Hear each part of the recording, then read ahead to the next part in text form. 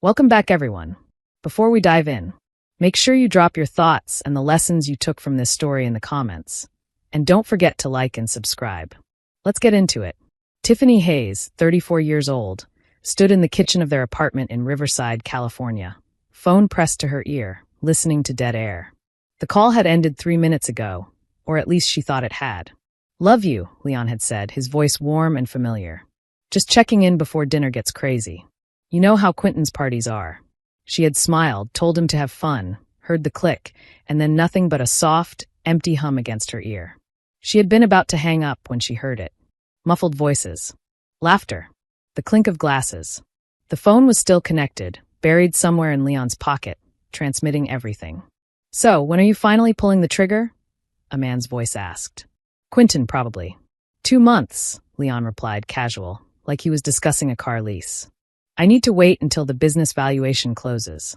Her attorney cannot touch it if the paperwork predates the filing." Tiffany stopped moving. Her hand tightened around the phone until the plastic creaked. "Smart man," another voice said. "How long have you been planning this?" "Since the promotion," Leon laughed.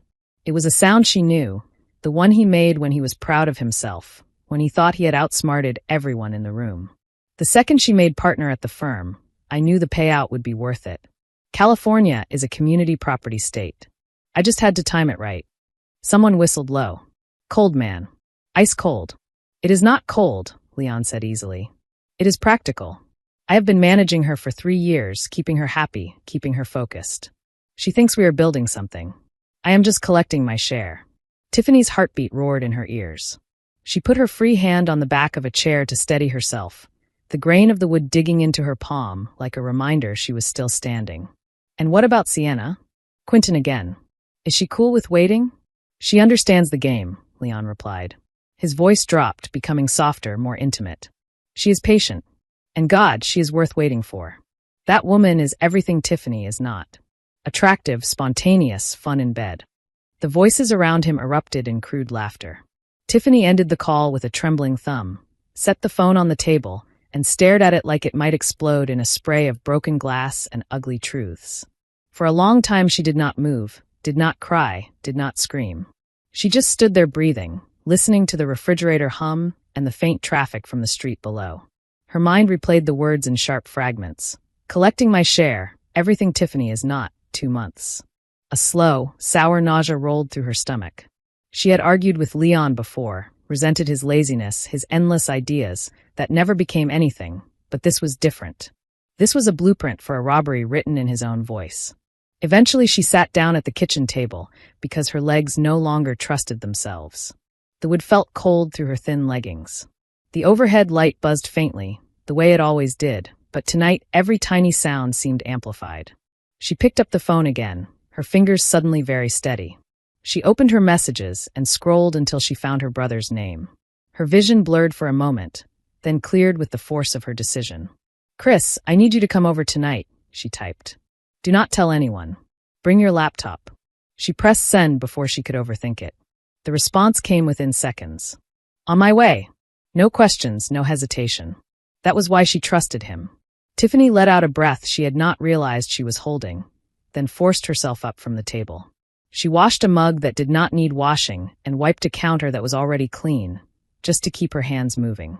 By the time Christopher Hayes arrived 40 minutes later, carrying a cardboard drink tray and his worn leather messenger bag, the apartment looked like a showroom. Tiffany had stacked mail into neat piles, straightened throw pillows, and rearranged the fruit in the bowl until it looked like a magazine spread. Chris stopped in the doorway, taking in her tight jaw and 2 wide eyes. He set the drinks down on the counter without greeting her with his usual teasing remark. "What happened?" he asked quietly. He stepped closer, his expression shifting from curious to alert. Tiffany did not bother with a preamble. She opened the voice recording app, tapped the file she had saved the second she realized the call was transmitting, and handed him the phone. 37 minutes of audio. Most of it useless background noise. Music, overlapping conversations, someone arguing about a basketball game on television. But 4 minutes held everything that mattered. Chris listened without interrupting, his face gradually tightening. He dragged the progress bar back twice to replay the most damning lines, his jaw working. When it finished, the kitchen filled with a taut silence that felt heavier than anything Leon had ever brought home. Chris finally placed the phone gently on the table and folded his arms. "How much does he think you are worth?" he asked. His voice was calm, but his eyes were hard. Tiffany stared past him at the refrigerator door covered in magnetic clips and old holiday cards. "The partnership buyout was $800,000, she said. Her voice sounded distant, almost mechanical. "The house is in both our names, but I made the down payment. That is another $400. My retirement accounts, stock portfolio, savings, maybe another $300. Call it $1.5 million total. And he thinks he gets half," Chris said softly. "California law." "He is not wrong," Tiffany replied. The words tasted like metal. She had built a life with Leon. She had stood beside him while he bounced from one half-formed project to another, telling herself his charm and warmth made up for his lack of follow-through. She had never imagined he would weaponize the very laws designed to protect them both. Chris leaned back in his chair and exhaled slowly. "Except," he said, watching her closely, "he does not know everything, does he?" Tiffany looked at him then, really looked, and something in her face shifted from stunned to resolved. She reached under a pile of circulars on the counter and pulled out a plain manila folder, thick with paper. She laid it between them like a card in a high-stakes game. "6 months ago, my firm offered me a different partnership track," she said. "Equity partner instead of salaried. It came with a $3 million capital contribution requirement. I took a loan against my trust fund to cover it." Chris's eyebrows rose. "The trust from Grandma Lillian?" he asked. "The one Mom always said to keep out of your marriage paperwork?" Tiffany nodded. "The one Marcus never knew existed because Marcus does not exist," she said with a short, humorless laugh. "Only Leon. The trust was set up before I met him. It is a revocable trust in my name only, not marital property. The loan is structured as a business investment, not personal income. The equity partnership does not vest for another 18 months. So on paper, I am leveraged to my eyeballs with business debt and have almost no liquid assets." She opened the folder and slid a sheaf of documents toward him. "The partnership equity is not counted until it vests," she continued.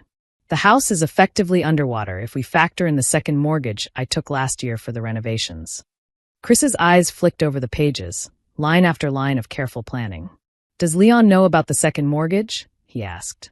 "I handle all the finances," Tiffany said. Her expression did not change.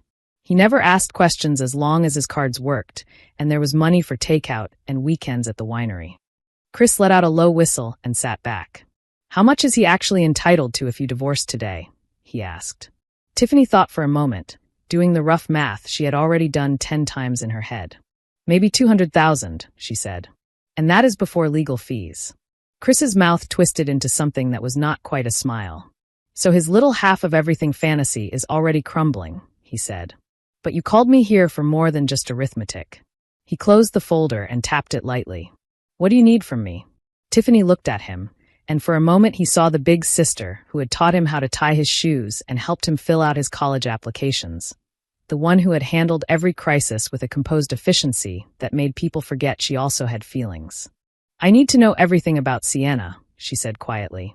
"Full background. Employment, finances, social media, parking tickets, everything. And Leon." Her eyes hardened. "I need to know what he has been doing with our money. You realize once I start, I cannot unsee whatever I find," Chris said. "You sure you want that?" "I heard him say I was an investment," Tiffany replied. "I do not get to unknow that either." Chris nodded once. That was enough. He pulled his laptop from the bag, set it on the table, and began to type, fingers moving with the practiced precision of a corporate forensic accountant who had seen too many creative ways to steal. It took 3 days. During those 3 days, Tiffany behaved as if nothing had changed. She went to work at Hayes and Porter LLP in downtown Los Angeles, reviewed contracts, coached junior associates, and attended meetings where older partners called her kiddo and asked her to explain emerging case law. At night, she cooked simple dinners and left Leon's portion in the refrigerator when he texted to say he would be late. He always had a reason. Client drinks. A game. Helping a friend. Leon still kissed her cheek when he came in, smelling of expensive cologne and a faint trace of whiskey. "You are amazing, you know that?" he would say, dropping his keys in the bowl by the door. "I am trying to make sure our future is solid. Things are going to be so good once this deal closes." Tiffany smiled on cue, nodding, listening to him talk about our future while she remembered his voice telling his friends he was collecting his share. At work, she closed her office door more often than usual. Her assistant, a sharp-eyed woman named Patrice, glanced at her a few times like she suspected something was wrong. But Tiffany simply said she was catching up on confidential filings. When she was alone, she reviewed her own case file, line by line, as if she were her own client. She highlighted points of leverage, potential pitfalls, and the precise timing of each financial event. She was not going to bleed for this. Each evening, Chris sent her brief updates. Still digging into his accounts. Found something odd with a business registration. You were right to call me. He asked for login credentials. She had almost forgotten she had old statements, archived emails from their bank. She gave him everything without hesitation. Trust, she thought, was not saying you trusted someone. It was handing them the keys to the vault and walking away without looking back. On the third day, Chris texted her. Need to talk in person. At your office. She replied with a time. They met in her corner office late that afternoon, the sun slanting in through the tall windows and painting long rectangles of light across the carpet. Tiffany's assistant had already gone for the day, leaving the floor oddly quiet. Chris closed the door and dropped into the chair opposite her desk, his laptop already open. Marcus would have been less insulting, he said dryly as a greeting. At least then his name would have matched the level of foolishness. She gave him a ghost of a smile. What did you find? Leon opened a business account 8 months ago, Chris said, all humor draining from his face. Cascade Consulting Group, registered as a limited liability company. He is listed as the sole managing member on the initial documents. Tiffany frowned. What kind of business? On paper, marketing consulting, Chris said. He clicked a few times, then turned the screen toward her. In reality, he has been funneling money from your joint account into it. Small amounts. 500 here, 1,000 there. Mixed in with legitimate expenses, groceries, gas, dinners out.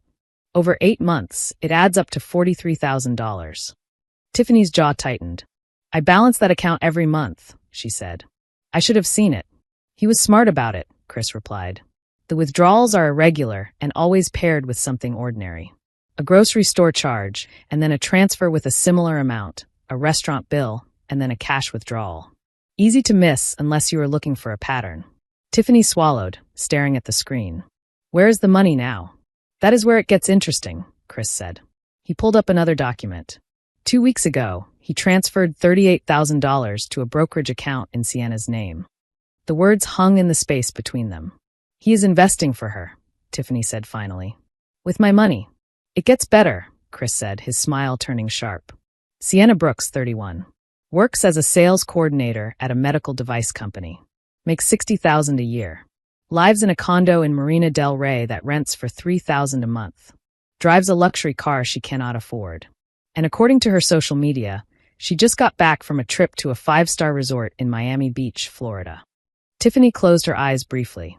He took her, she said. It was not a question. I checked his credit card statements from your joint account, Chris said. The ones you have access to. There is a charge to that exact resort dated 2 months ago. That was the weekend he told you he was at a sales conference in Phoenix, remember? Tiffany remembered the way he had come home with a cheap conference tote bag and a sunburn he tried to blame on a golf outing with clients. She opened her eyes and stared out the window at the hazy sprawl of the city. She felt past reactions now. Rage, humiliation, grief. They were still there, but layered beneath something colder and far more useful. Is that all? She asked. Chris hesitated. There is one more thing, he said carefully. I pulled corporate records for Cascade Consulting Group. Leon filed an updated operating agreement 3 months ago. It lists Sienna as a 50% owner. Tiffany let that sink in. He made her a business partner with my money, she said. And here is the problem, Chris continued. If you divorce him, he can argue that the business is a marital asset that needs to be split. But because Sienna owns half on paper, the valuation gets complicated. He could drag it out for years, cost you a fortune in legal fees, and still walk away with part of it. Tiffany stared at the screen for a long time, tracing the words with her eyes until they blurred. He has been planning this longer than I thought, she said finally. At least a year, Chris agreed. This was not impulsive. This was calculated. Tiffany stood and walked to the window, placing her palm against the cool glass. Cars moved below in tiny streams of red and white.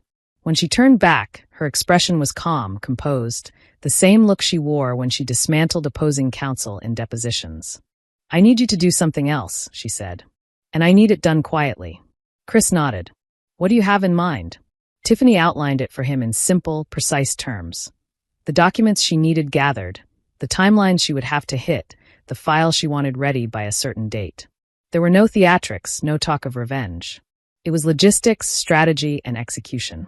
Chris listened, occasionally asking a clarifying question, and by the time he left, his messenger bag seemed heavier. The next week passed in a series of controlled movements. Tiffany met with a divorce attorney across town, one who did not know Leon socially and who owed favors to her firm. They went through her financial structure in detail. The attorney raised her eyebrows at the trust, the timing of the capital contributions, and the second mortgage. "You have been preparing for a rainy day," she said. "You just did not know the storm's exact name." Together, they mapped out the filing timeline. They ensured the petition would be filed in a different county from where Leon's friends worked, with a judge known for being thorough and unswayed by theatrics. They prepared motions for temporary orders that would limit Leon's access to remaining accounts once he was served. They attached copies of bank statements Chris had compiled, proof of the shell company, and the transfers to Sienna's brokerage account. At home, Tiffany moved through her days like an actress who knew the show was ending but still had to hit her marks. Leon chatted about potential business opportunities and mentioned, with a grin, that big things were coming. He asked a few more questions than usual about the value of her partnership and whether the equity was locked in. Tiffany answered with careful vagueness, letting him believe he was winning. One evening, as they sat on the couch and half-watched a crime drama, Leon slipped his arm around her shoulders. "You know I appreciate everything you do, right?" he said. "I could not do any of this without you." Tiffany turned her head and studied him for a moment. "I know," she said. "I am very aware of everything you could not do without me." He chuckled, misreading her completely, and kissed her temple. 3 weeks later, the law firm of Hayes and Porter held its annual gala in the ballroom of the Langham Hotel in Chicago. 200 guests in black tie attire filled the glittering room. Partners, clients, vendors, and investors. Crystal chandeliers cast warm light over round tables draped in white linen. A jazz quartet played softly near the stage. It was the kind of event where deals were made and reputations were cemented with a handshake and a photograph. Leon wore a new tuxedo. Tiffany had bought it for him without comment, handing him the garment bag with a small smile that made him think she was proud. He looked good in it and knew it. Tiffany wore a red dress that cost more than his suit, simple and perfectly tailored, the kind of dress that made people look twice and then look again. They arrived together, smiled for the photographer, and worked the room as a polished unit. Leon played his part perfectly. He was the attentive husband, the proud supporter, the charming conversationalist. He introduced Tiffany to executives she already knew, repeated stories she had told him months earlier as if they were his own observations, and kept his hand on the small of her back like a claim. Tiffany let him lead when it suited her and gently redirected him when it did not. She laughed when appropriate, said all the correct things, and watched everything. At 8:30, the managing partner took the stage to give his annual address. He thanked everyone for coming, recognized outstanding achievements, and announced the names of 3 new equity partners. Tiffany's name was first. The applause was warm and genuine. She could feel it in the slight pressure of Leon's hand and the excited squeeze from Patrice, who had come as her invited guest. Tiffany walked to the stage, accepting the crystal plaque with a gracious smile she would never reproduce in her home. When she took the microphone, the room went quiet. "Thank you," she said. Her voice carried easily, honed by years of courtroom work and firm presentations. "I am honored to be standing here tonight, and I am grateful to everyone who has supported me on this journey." She paused just long enough to let the polite applause swell and fade. "I also need to take a moment to acknowledge something personal," she added. Her eyes found Leon in the crowd. He was smiling broadly, beaming with the pride of a man who believed he stood beside a very valuable asset. "My husband has been asking me for months what this partnership really means," Tiffany said. "What it is worth, how it affects our future together." Leon's smile faltered slightly. A few heads turned toward him. "So I want to share something with all of you tonight," she continued. "Because transparency matters, especially in a marriage." Tiffany pulled a folded document from her clutch and opened it. The microphone picked up the soft crackle of paper. The room seemed to lean forward. 3 weeks ago, she said, I filed for divorce. The ballroom went completely still. Leon's face drained of color. A murmur rippled through the crowd and then died just as quickly when the managing partner shot a sharp glance around the room. I did it quietly, Tiffany said. Through a separate attorney, not through this firm. I wanted to make sure everything was handled correctly and professionally. She looked directly at Leon.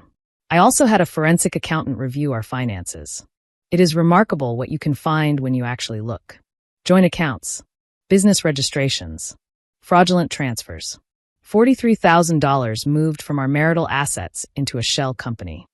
The word shell echoed slightly under the chandeliers. A shell company my husband created with his girlfriend, Tiffany continued. Someone gasped. She did not look to see who. Her name is Sienna Brooks. She is here tonight, actually, as the guest of one of our vendors. She did not know I knew. Neither did Leon. Another ripple moved through the attendees as people subtly scanned the room, eyes flicking between Tiffany, Leon, and every woman who looked uncomfortable. Here is what is going to happen, Tiffany said. Her tone shifted, becoming the measured, unshakable cadence she used with judges. The divorce is already filed. The asset division has already been calculated. Because Leon was so concerned about my partnership, I made sure to time the filing perfectly. My equity does not vest for another year, so it is not counted as marital property. The business loan I took against my trust fund, a trust he never knew existed, is considered debt, not income. The house has a second mortgage he never bothered to review, she went on. After legal fees and proper valuation, Leon is entitled to approximately $187,000, not the $750,000 he was expecting. I have also filed a civil suit for the recovery of the $43,000 he diverted into Cascade Consulting Group, with interest and damages that should reduce his settlement to a much smaller figure. The room was utterly silent. Even the waitstaff had stopped moving. Tiffany let the weight of her words settle before she added, almost lightly, one more thing. My attorney sent a copy of all the financial records to the Internal Revenue Service. It appears Leon never reported that business income or filed taxes for his limited liability company. They are very interested in speaking with him. She refolded the document and slipped it back into her clutch.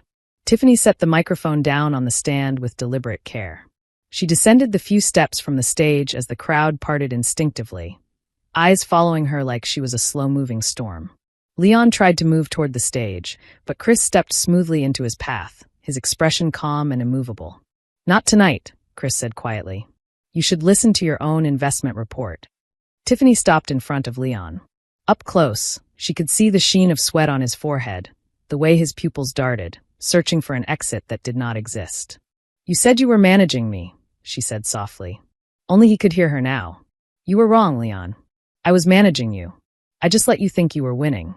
For a moment, it looked like he might say something, some desperate combination of apology and denial, but the words never formed. She walked past him without waiting for a response. Chris fell into step beside her, and together they left the ballroom through a side corridor that led to a quieter lobby. Outside, the night air was cool against her overheated skin. She exhaled a long, slow breath that felt like it had been trapped in her chest since the moment she heard his voice through that accidental call. The city lights stretched out in front of her like a new map. 6 months later, the divorce was finalized.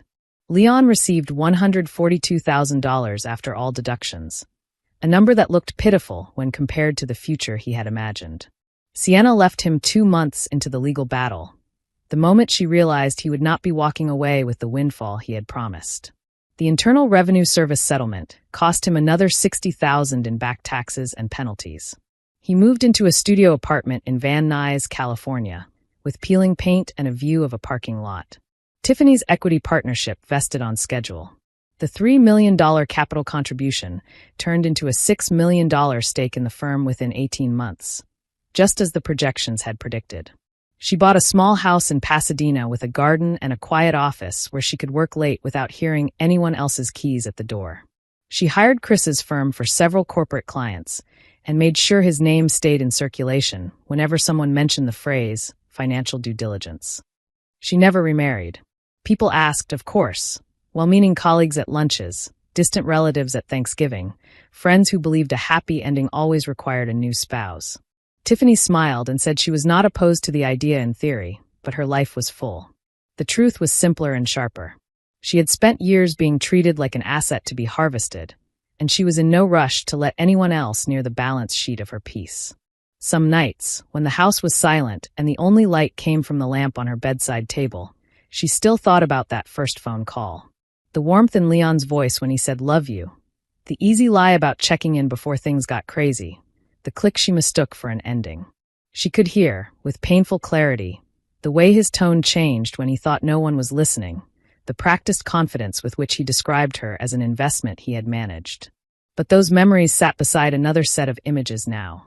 She remembered the way the ballroom had fallen silent, the way the crowd had parted when she stepped down from the stage, the stunned emptiness on Leon's face when he realized the game was over and he was not the one holding the winning hand. She remembered Chris standing between them like a wall, the weight of the folder in her clutch, the cool certainty in her own voice. Tiffany understood, finally, that what had saved her was not luck or even rage. It was the habit of paying attention, of reading the fine print in every contract life placed in front of her. Leon had underestimated her from the beginning. He had mistaken kindness for weakness, partnership for naivety. He had believed he was the only one capable of strategy in their marriage. In the end, he taught her something valuable without meaning to. She had thought, for years, that the smartest thing she had ever done was accept the partnership at Hayes and Porter. Standing at her kitchen window one quiet evening, watching the sun bleed into the horizon, she realized that was not quite true. The smartest thing she had ever done was refuse to look away when the truth presented itself, no matter how much it hurt. She had listened. She had believed what she heard. And then she had acted. Leon had walked into the marriage thinking he was about to inherit a fortune wrapped in affection and stability. Tiffany walked away from it with her freedom, her work, and the unshakable knowledge that she would never again be treated like an asset someone else was entitled to liquidate. That, she decided, was worth far more than any settlement figure a court could have written on paper. If you enjoyed this story, please like, comment, and share this video with your friends. Subscribe and turn on the notification bell so you never miss a powerful story drop.